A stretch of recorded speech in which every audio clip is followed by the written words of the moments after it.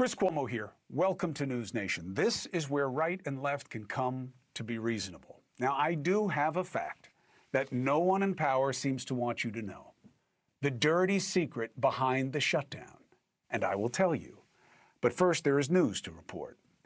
That's news also, but news of a different variety. Goodish news.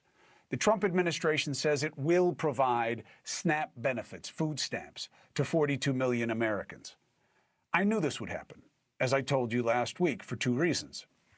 One, I'm not going to play the game of brinksmanship, and if this doesn't happen, it'll be terrible, because I know when things are going to happen and when they're not. The question is when and how.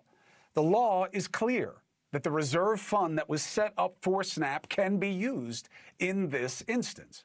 And the president, if not some of the people around him, knows that this looks terrible and punitive to the poor.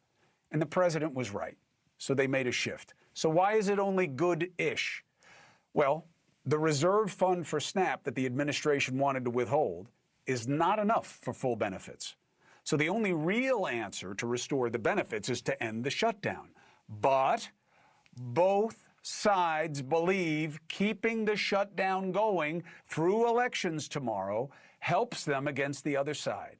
Again, they believe allowing the poor to suffer works for them because it will make you angry at the other side.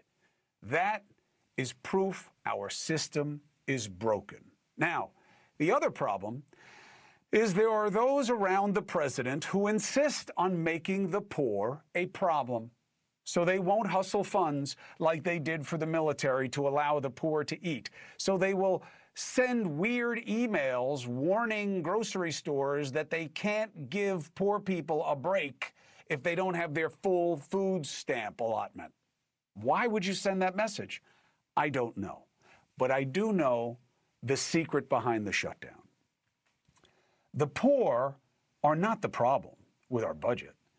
And they're not what this shutdown is really about, which is the escalating cost of health care in this country for all of us. Now, why am I saying us when this is about subsidies for the ACA, for the poor, 100% of the poverty level? Well, why am I saying that's all of us? I didn't even mention the giving illegals free health care, because that's just BS. And I've said it, and I'll keep saying it. Democrats should give the issue of reimbursement rates to states for emergency care that they must provide under law. Give it to the Republicans. You decide how much the states get reimbursed. You own it when states are going broke, paying for what you're supposed to help with. Democrats, give it to them. Here is what none of the players will tell you. You don't have to be on Medicaid or Medicare or the ACA to be part of the issue of government spending on health care. I get it. You're almost certainly included. I know you're not in one of those programs. You're one of the 160 million Americans who gets their insurance through their employers. I know, me too. Did you know, though, that your company gets a huge gift that the powerful don't discuss? You didn't know that, did you? Not new, not chump change. Last year, the government allowed companies to keep $384 billion non-taxed expenditures on health care.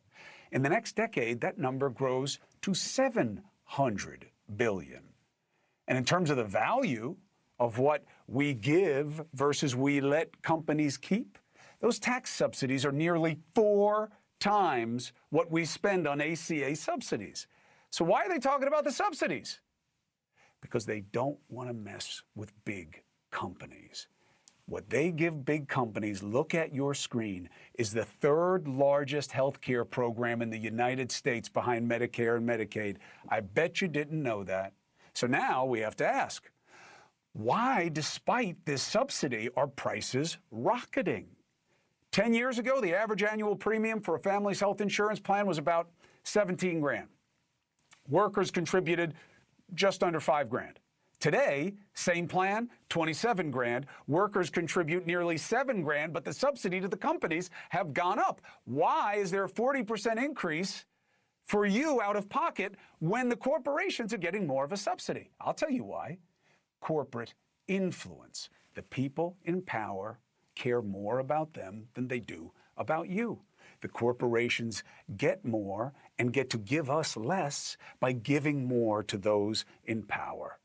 The healthcare sector gave nearly half, well, it's really the health sector, insurance and care, nearly $500 million to both Democrats and Republicans last year.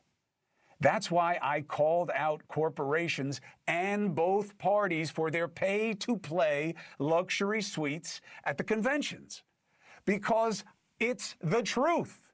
They sit up on high looking down at everybody else at the convention like they think on the bottom there, those people, that it's about them.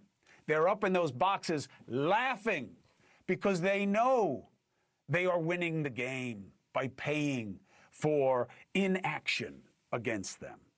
They are getting the benefits. Third biggest expenditure on healthcare is to rich companies. Americans, however, continue to spend twice as much per person on healthcare compared to other wealthy countries. Every year we get this, $5 trillion a year on healthcare, a fifth of the GDP. Yes, President Trump has been trying to take steps to lower drug prices, but only in terms of what the government pays to drug companies for Medicaid, Medicare, not what you and I pay. And the president can't fix that, even if he wanted to. Congress has to. The guys who are convinced that fomenting division about who's to blame for our problems is a better strategy for power retention than solving anything. They're literally not even at work. Wow. And the second reason is they don't want to piss off those guys who give them all that money. That's why they don't tell you about the subsidies to the corporations providing so many of our health care. See the game. Thank you for watching. Subscribe below and download our NewsNation app right now on your phone, and you will get fact-based, unbiased news for all Americans.